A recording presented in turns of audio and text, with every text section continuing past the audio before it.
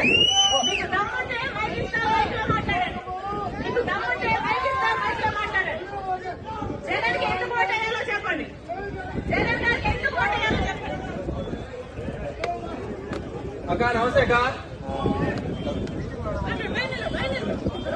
అక్క నమస్తే అక్క. అంటే 2011లో పార్టీ పెట్టినప్పటి నుంచి జగన్మోహన్ రెడ్డి గారు మా కోసం తిరుగుతానే ఉన్నాడు. మా ఈ సమస్యలు ఏముండే మా కోసం వచ్చినాడు, విన్నాడు, మా సమస్యలు విన్నాడు, నేను ఉంటానని చెప్పినాడు. చెప్పిన మాట ప్రకారం జగన్మోహన్ రెడ్డి గారు మాకు అన్ని చెప్పిన ప్రతి ఒక్క హామీ నెరవేర్చినాడు.